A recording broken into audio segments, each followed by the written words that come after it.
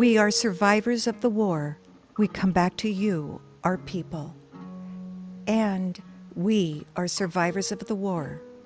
We shared to wait you back. We walk for legs now gone, or lockstep still. We gaze for other eyes now only looking inward.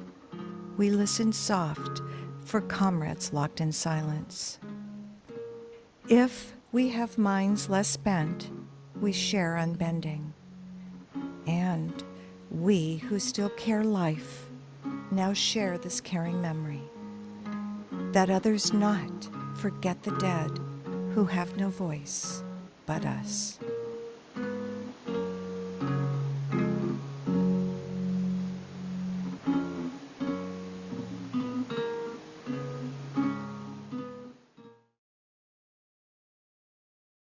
People, that's me. That's not your TV set. That's me coming into focus. The older I get, the less I'm in focus. Now, here I am. I'm trying to pull this together. You've got some cinema verite here. Gaspar, when you're looking at this, if you show it to your kids or grandkids, just say, hey, that's the way the guy usually looks in life anyhow. Welcome to this segment of Fed House Voice as we continue to outreach, educate, and chronicle events and activities of concern to veterans, affected family members, and the caring community. Got a little distracted here because what I was doing was making out my dues for the year 2001 to the American GI Forum. I hadn't renewed them, and I want to, since I have the area commander here, I wanted to give them to him. I want to acknowledge my respect and reverence to the American GI Forum for breaking pathways, and also to a friend of so many veterans and a veteran, Dr. Gaspar Garcia. Thank you. Welcome here, and welcome home. Thank you, David, for having me today and to talk a little bit about the American GI Forum as a wonderful organization that serves the community through children and the families. And we really appreciate the opportunity to talk about our wonderful organization. And we have been in existence since 1948, as you well know, being a member of the American GI Forum. We appreciate your membership and your wonderful contributions you make. So, what I wanted to do, it is a contribution in the sense of to the family. I'm talking about the forum's contribution to the American tapestry. But what it did more is it took a somewhat secluded out whole segment of veterans in the United States and gave them that orgullo straight across the board. It wasn't other people doing for us in that sense. It was we doing for ourselves and for the country. I want to get back to that, and you may be a bit too young to focus on some of those early thoughts and motivations in the 1940s, but some of that foundation of the American GI Forum is real crucial for the young kids to look at, young kids in their 30s and 40s. Yeah, well, there's, you know, the American GI Forum has membership, believe it or not, going back 40 years. You know, people are still alive. They remember well their bad experiences in war, and they remember that there is still a big future ahead of us, and that they're making every effort they can to be a part of that wonderful future for the American GI Forum and its communities. You know that the American GI Forum was formed by Dr. Hector Garcia. He was a medical doctor and participated in the war in the medical corps. He was a wonderful, wonderful person who came back and saw all these GIs that had been heroic in the battlefield, but were not really in place to participate fully within what are... And part of that was not any of their responsibility. The access and the opportunity was not opened. We take so much for granted in the year of 2000, 2001. We Vietnam veterans, my era, expressed a lot of regret about not belonging, but there were veterans of segmented communities coming back that were not integrated back into the full American fabric. The GI Forum is an example of veterans and their families walking into pride in the sunlight, doing it themselves. Yeah, we did it ourselves, but we've had a lot of help from a wonderful group of people in our community saying, we want to participate in this wonderful, wonderful thing that you have going. Our motto is education is our future, and education is everybody's business. Freedom is, education is our freedom, and freedom is everybody's business. And That's freedom it. is not free. You have to pay the price. The point of education is that you are Dr. Gaspar Garcia, and you're a doctor of education. We'll get to that in a minute, but I want to go back again to the founding of the American GI Forum and look to the man and then the men and the women that stepped forward and said, let us not demand pride of others until we give it to ourselves. This was started in 1948 in Texas? In Texas. How did that come about? Well, you know, Dr. Garcia, Hector Garcia, is a natural-born leader, participated in the war and as a medical doctor, and he naturally saw a lot of casualties, and he wondered what would happen to these individuals as they came back to the United States, and came up with the idea that maybe there should be a Hispanic Veterans Organization. And we are the only congressionally recognized Hispanic Veterans Organization in the United States. I think it's important to outline also for the veteran and the general community that the American GI Forum is a congressionally recognized, it's a congressionally chartered veterans organization. And to do that, you have to have a percentage of the entire states have membership before you can be congressionally chartered across the state. So this is not a local or a regional or a state-by-state phenomenon. This is part of the United States of America. It is in every segment of the states. Yes, it's the American GI Forum of the United States, and every state is called a department. The American GI Forum, under the commander David Rodriguez, is our department commander in is the our state of department California. Commander for California. Yeah, So- I'm sitting here smiling and grinning actually because it's been so much like reacquainting with an old friend. I know our director came out and said, Gaspar Garcia, don't we know him from a long time ago? I said, yeah, Jeffrey, we do. And it's a point of reacquainting ourselves with some friends that have a great deal of credibility with us. To Gaspar, the veteran himself, where did you start? Where did you go into boot camp? I went to Fort Leonard Wood, Missouri. Oh, well, lost in the wood. Yeah, Missouri. lost in the wood, Missouri. And that was a tremendous, tremendous experience for me. I was provincial, born and raised in Colorado, and had never really traveled out of the valley. So the day after high school graduation, my dad took me to the train, and he had signed. How old were you? 17. Oh my gosh. And put me on this train. I had never ridden a train before, so that was an experience in itself. And we ended up in a little community called Waynesville, Missouri. And wow. You have all of my sympathy. I cannot believe it. But these guys put us in buses, and they were screaming at us, and I had never been screamed at in my whole And life. screaming and cursing and demoralizing yes. and derogatorizing. Yeah. I'm your mother, and I'm your father, and I- et cetera, wow, et cetera. it was, I couldn't believe it. And then, you know, Colorado, that part of Colorado where I was born is a high desert, so you get maybe 10 inches of rain the entire year. We probably had an inch and a half that day. Did you wipe off your windshield the other day? Yeah. Oh yeah. my goodness! I'd never seen drops of rain that big. What was your MOS? What did you train in? I in the Army? I was with the 5th Army Artillery, Battery B, and I was a computer for Fire Direction Center. Back then, and I won some awards in my shooting that I have trophies for at home. Back then, you had to take a slide rule and compute the elevation, the deflection, the charge. The azimuth. You know, the azimuth. You know, so all of this is done for purposes of getting to the target, which may be 1,500 meters away. What kind of artillery piece? 105 millimeter howitzers. 105s. Yeah. So I became quite proficient. They do aptitude test or whatever, and they decide what your MOS is going to be. So I went to school at Fort Sill, Oklahoma, and then I was sent over to Camp Carson, Colorado.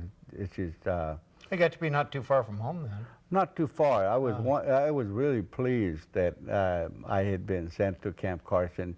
I had heard about Camp Carson all my life, but I had never been there. Who were you stationed with at Camp Carson?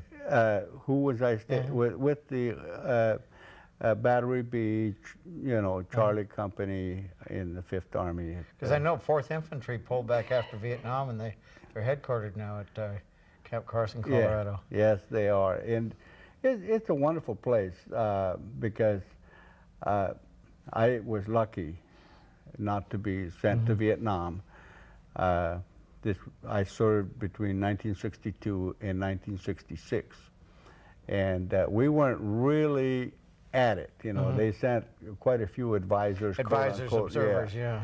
But I missed that opportunity to serve this country, and I look back and I said, well, it was an opportunity, but it also provided me other opportunities, and because I've been a veteran, I was able to get to college. I was born dirt poor, you know. I'm a Navajo Indian. And we don't, you know, we don't have a lot of money because the money is not our main value. We value the earth, what it has to offer, our families, our communities, and friendship. And friendships, personal absolutely. Friendship is everything, you know. Wow. So I didn't have money to go to college, but this provided me an opportunity. First of all, the first thing it did is it opened up the world for me. I never knew so many people of different colors, of different cultures, of different values could serve the same purpose, and that's to serve the purposes of the United States and its people. And I was, every time I think about the wonderful, wonderful array of people that served with me, I marvel at how we were so different and yet had the same purpose and came together. In the wide variety, the spectrum of inclusion within the United States of America and the military, I've noticed also that there's an inclusion of that wide spectrum in the American GI Forum. You go from all the shades of the rainbow, accepting no one, eliminating no one from membership. I like that. I like that conception. I know that this whole organization was established as a Hispanic organization, a Hispanic veterans organization, and the majority of the membership in the American GI Forum is Hispanic, but we accept anybody because we all recognize that every member of the veterans family is a participant in the wonderful, wonderful goal of keeping America together. A couple of days ago at the senator's birthday party, or birthday lunch, you said something that struck me very much, because in some ways we'd been discriminated against. Made us doubly sure as veterans that we would never allow discrimination against other people. Well, we're known as a civil rights organization. We've taken on big causes. The most powerful of the causes was the Coors campaign. From Golden? Golden, Colorado. You know, that there were perceptions, at least, very strong perceptions among the GI Forum membership that Coors was not a worthy organization because it did not hire the Hispanics, and except for menial jobs and so on. So that became a national boycott, as you may recall. And I'll have to tell you that the American GI Forum, in its efforts and its perseverance, made the Coors Company one of the most wonderful major corporations in America, be responsive to the Hispanics and the people of color. And when we have events together, conventions, etc. We count on Coors. Well, and Joseph Coors Coors comes is a through. Vietnam veteran, you know? Yes. Get his tail in gear. Adolphus had his own agenda, but Joseph is a Vietnam veteran. It's beholden that he at least have some similarity with his own We community. really Yeah. appreciate the Coors Company now, even though we butted heads. Great, that's how we get things. Now we can say Yeah. Coors is great, and we appreciate what they have done in changing their mentality towards, people that have gone the whole way to show their respect for everybody and to be a hardworking American. Part of your own personal walk, part of your own personal background is being Hispanic, but also being Native American. And our switching specialist in there just told me as we were going on, he said, Dr. Garcia knows Navajo code talkers. See if you can get him to come back. Can I plant the seed for that? Oh, certainly. We'll come in and say, "Yate Sigis," and have a good time. And in the end, we'll give you a blessing. It's a basic blessing that says everything is going to be all right. And we'll put our hands on your shoulder and say, "Oso na hasling," which means everything is going to be all right. And those are real special words because they are generally used at time of prayer because we're experiencing a hardship that is not understood well. But we have faith in the Great Spirit, and we know that eventually things are going to be all right. Do you know the first thing you said to me, even before hello, is you took my elbow and you said, "It's going to be all right." Yeah.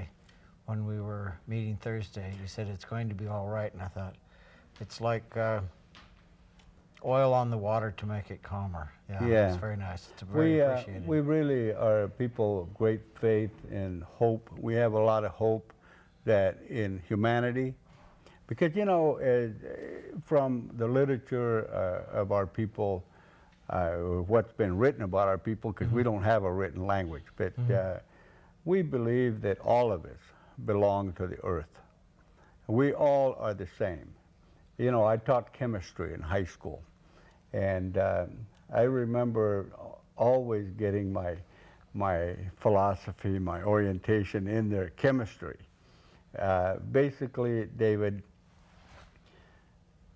if I had a machine that would bring you down to your basic elements, and I would zap you with that machine, I'd come up with a pile of carbon, hydrogen, oxygen, nitrogen, and phosphorus. Then I'd turn that machine on myself and zap myself. I'd end up with a pile of carbon, hydrogen, oxygen, and nitrogen, phosphorus. And the piles may be of different size, but the elements would be the same. And you could actually, keeping the piles the same, you could actually interchange them, which to me is a scientific way to support our contention that we all are the same. No matter what you look like, what I look like, we both belong to the earth, and so does everybody else. In a time of still pain, like the Civil War for decades and decades had still pain, it ran under an umbrella of pain. And this time of Vietnam, for the people that are coming into ascendancy from 1958 to 1973, 1975, the men and women who served there and the families who supported and grieved are still under that umbrella. What do we do as an organization? What do we do as a people? And what do we do as a country to make that pain be a strength so our children and grandchildren become strong from the pain of right now?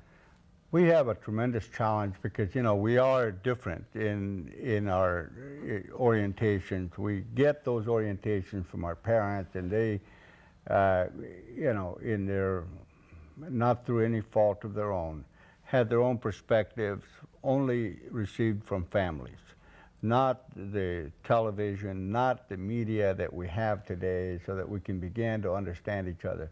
Exposure is extremely important.